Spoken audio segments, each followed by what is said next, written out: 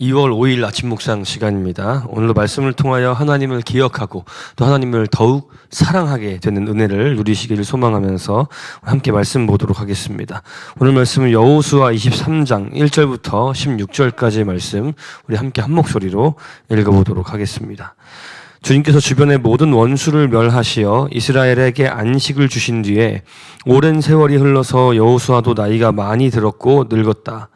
여호수아는 온 이스라엘 곧 장로들과 우두머리들과 재판장들과 관리들을 불러서 그들에게 말하였다. 나는 나이가 많이 들었고 이렇게 늙었습니다. 당신들은 주 당신들의 하나님이 당신들의 편이 되시어 이 모든 이방 나라에게 어떻게 하셨는지 그 모든 일을 잘 보셨습니다. 과연 주 당신들의 하나님은 당신들의 편이 되시어 싸우셨습니다. 보십시오. 요단강으로부터 해 지는 지중해까지 아직 남아있는 모든 나라와 이미 정복한 모든 나라를 나는 당신들의 각 지파에게 유산으로 나누어 주었습니다. 주 당신들의 하나님이 친히 당신들 앞에서 그들까지 마저 쫓아내실 것입니다. 주님께서 당신들이 보는 앞에서 그들을 몰아내실 터인데 그때 당신들은 주 하나님이 약속하신 그 땅을 소유하게 될 것입니다. 그러므로 모세의 율법책에 기록된 모든 것을 아주 담대하게 지키고 행하십시오. 그것을 벗어나 좌로나 우로나 치우치지 마십시오. 당신들과 이웃한 남아있는 이 나라들과 사귀지 말며 그 신들의 이름을 부르거나 그 이름으로 맹세하지도 마십시오. 그것을 섬기거나 경배하지도 마십시오. 오직 당신들은 지금까지 해온 대로 주 당신들의 하나님만 가까이 하십시오. 주님께서 당신들 앞에서 크고 강한 나라들을 몰아내셨으므로 지금까지 당신들을 당할 사람이 없었던 것입니다. 주 당신들의 하나님이 약속하신 대로 당신들의 편을 들어서 몸소 싸우셨기 때문에 당신들 가운데서 한 사람이 원수 1000명을 추격할 수 있었던 것입니다. 그러므로 삼가 조심하여 주 당신들의 하나님을 사랑하십시오. 만일 당신들이 이것을 어기고 당신들 가운데 살아남아 있는 이 이방 민족들을 가까이 하거나 그들과 혼인관계를 맺으며 사귀면 주 당신들의 하나님이 당신들 앞에서 다시는 이 민족들을 몰아내지 아니하실 것이라는 사실을 분명히 아십시오. 그들이 당신들에게 올무와 덫이 되고 잔등에 채찍이 되며 눈에 가시가 되어 끝내 당신들은 주 당신들의 하나님이 주신 이 좋은 땅에서 멸망하게 될 것입니다. 나는 이제 온 세상 사람이 가는 길로 갈 때가 되었습니다. 당신들은 주 하나님이 약속하신 모든 선한 말씀 가운데서 이루어지지 않은 것이 하나도 없음을 당신들 모두의 마음과 모두의 양심 속에 분명히 알고 있습니다. 그 가운데서 한 말씀도 어김이 없이 다 이루어졌습니다. 주 하나님이 약속하신 모든 선한 말씀을 여러분에게 그대로 이루셨지만 그 반대로 주님께서는 모든 해로운 일도 여러분에게 미치게 하여 주 하나님이 당신들에게 주신 이 좋은 땅에서 여러분을 없애버리실 수도 있음을 명심하십시오. 그러므로 여러분이 주 하나님이 여러분에게 지키라고 명하신 언약을 어기고 가서 다른 신을 섬기고 경배하면 주님의 진노가 여러분에게 내려 당신들은 그가 주신 좋은 땅에서 곧 망하게 될 것입니다. 아멘. 여호수아는 늙고 이제 죽을 날이 이제 가까이 왔습니다. 여호수아는 지도자들을 불러서 한데 모아서 유언을 전하기 시작합니다. 그 유언의 첫 번째는 하나님을 기억하라는 것이었습니다. 하나님을 기억하라는 것은 하나님이 어떤 분이신지 그리고 그분이 어떻게 행하셨는지 그리고 그분이 무엇라 말씀하셨는지를 기억하라는 것입니다. 오늘 본문 3절에서부터 8절까지의 말씀을 간단하게 요약하면 이렇습니다. 하나님은 온 세상 가운데 놀라운 일을 행하셨다. 그 하나님은 우리를 위해서 싸우시는 분이시다. 그리고 그 하나님은 우리들에게 거할 땅을 주셨고 우리들에게 그 땅을 정복하라고 하셨다. 그리고 그 가운데 하나님께서 주신 말씀에 순종하라고 하셨다. 신앙생활에 있어서 가장 중요한 것은 행동이기 이전에 나의 행동의 동기 내지는 그 이유가 되는 것이 무엇인가를 잊지 않는 것에 있습니다. 우리는 모든 신앙적이고 종교적인 삶과 활동을 하기 전에 더 나아가서 우리에게 주어진 이 우리의 일상, 우리의 인생을 살아내기 이전에 우리의 삶의 근간이 어디에 있는가를 항상 살펴야 합니다. 죄로 가득한 인간의 본성은 이 선악을 알게 한 나무의 열매를 인간이 처음으로 따먹었을 때와 같이 하나님이 아닌 자신을 주인으로, 자신을 중심으로, 자신을 가치 판단의 기준으로 두며 살아가지만 본래 지어진 아름다웠던 인간은 하나님께로부터 나와서 하나님을 의지하며 살고 하나님 말씀에 따라 살아가는 그런 존재죠.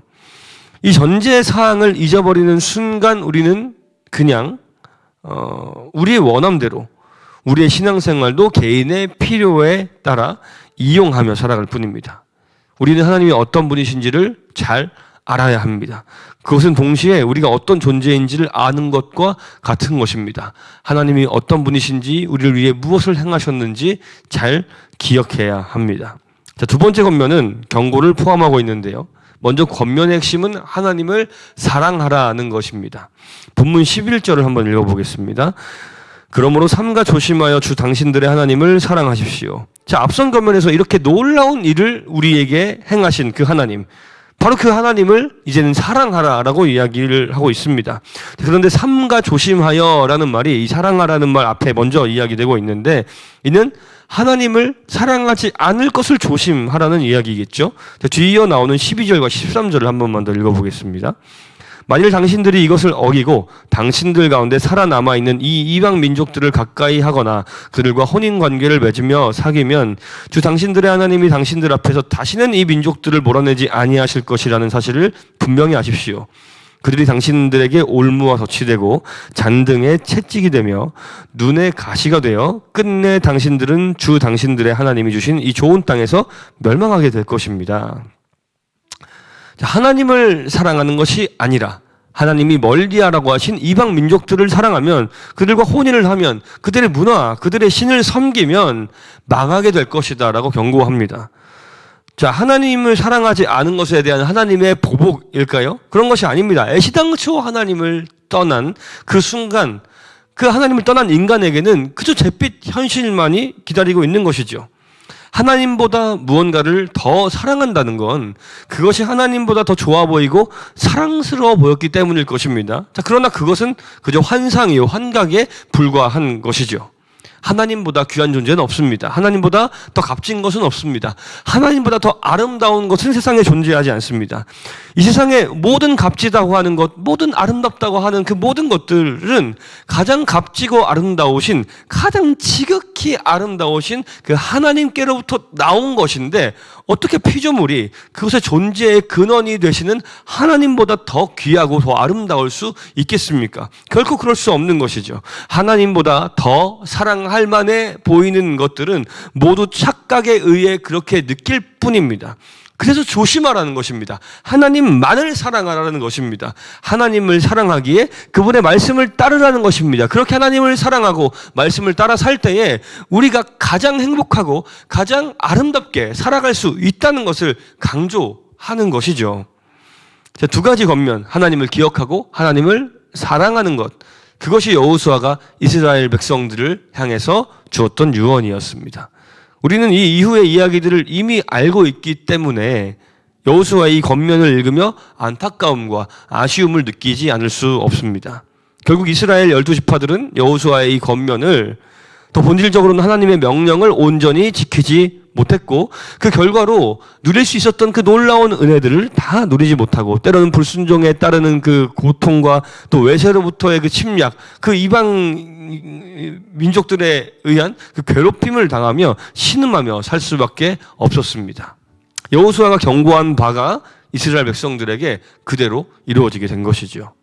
자, 그러나 또 한편으로 오늘날 우리에게도 동일하게 적용되는 그 원리, 곧 하나님을 사랑하고 하나님을 의지하고 하나님의 말씀을 따름으로 인하여 우리는 하나님 안에서 영원한 복을 누리게 된다는 이 원리를 기억하며 오늘 우리도 하나님 안에서 믿음으로 살아가야 할 것입니다. 우리도 결국엔 영원한 기업으로 얻게 될 하나님 나라, 그 나라의 완성을 향해서 믿음의 경주를 하고 있는 중이기 때문이죠.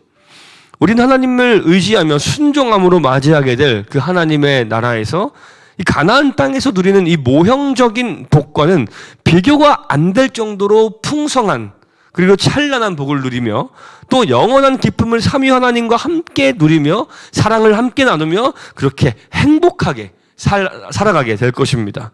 영원한 나라가 완성될 그날까지 우리 모두 믿음의 경주를 잘 마칠 수 있게 되기를 소망하며 우리가 서로 함께 격려하며 그 경주를 완주해 나갈 수 있게 되기를 간절히 소망합니다. 함께 기도하겠습니다.